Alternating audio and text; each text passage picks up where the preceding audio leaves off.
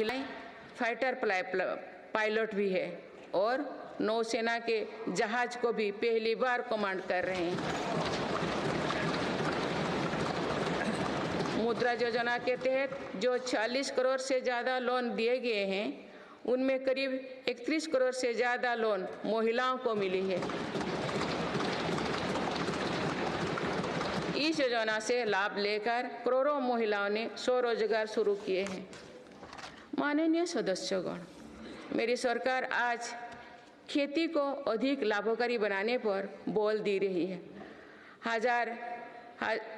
हमारा ये प्रयास है कि खेती में लागत कम हो और लाभ अधिक हो। मेरी सरकार ने पहली बार 10 करोड़ से अधिक छोटे किसानों को भी देश की कृषि नीति और योजना में प्रमुखता दी है। पीएम किसान सम्मान निधि के तहत अब तक 2,80,000 करोड़ रुपया किसानों को मिल चुके हैं।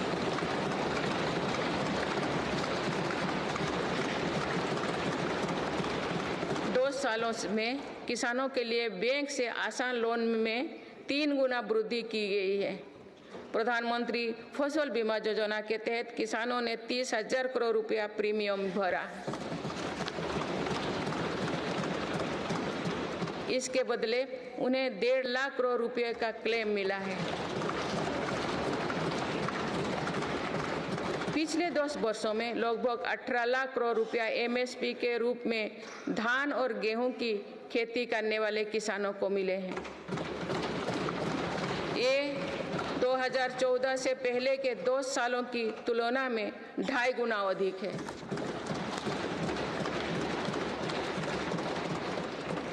पहले तिलहन और दलहन फसलों की सरकारी खरीदी नहीं की बराबर थी। पिछले दशकों में तिलहन और दलहन की खेती करने वाले किसानों को एमएसपी के रूप में 1.25 लाख करोड़ रुपया मिले हैं।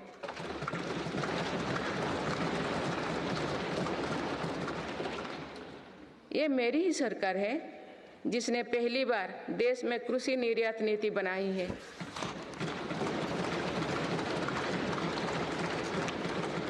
इससे एग्रीकल्चर एक्सपोर्ट 4 लाख करोड़ रुपया तक पहुंचा है।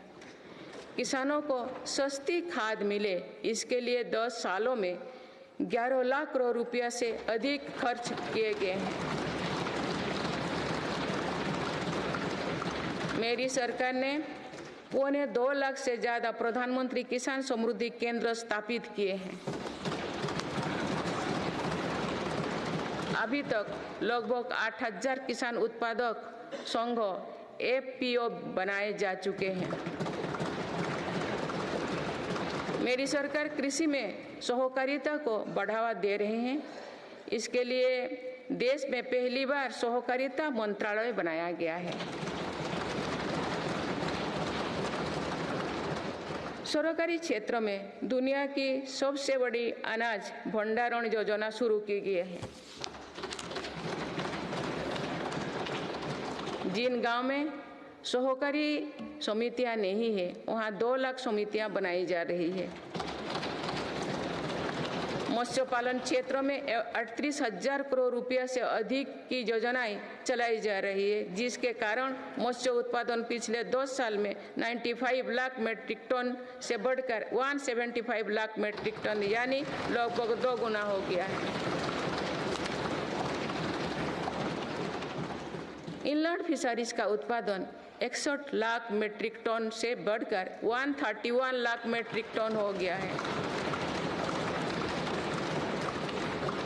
मत्स्य पालन क्षेत्र में निर्यात भी 30,000 करोड़ रुपया से बढ़कर 64,000 करोड़ रुपया तक यानी 2 गुनी से ज्यादा बढ़ा है।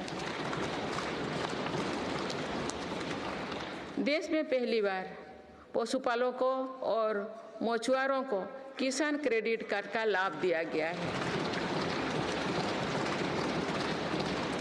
पिछले दशकों में प्रति व्यक्ति दूध उपलब्धता 40% बढ़ी है। पशुओं को खुरपका और मुंहपका बीमारियों से बचाने के लिए पहली बार मुफ्त टीकाकरण अभियान चल रहा है। अब तक 4 चरणों में 50 करोड़ से ज्यादा टीका पशुओं की दिए जा चुके हैं।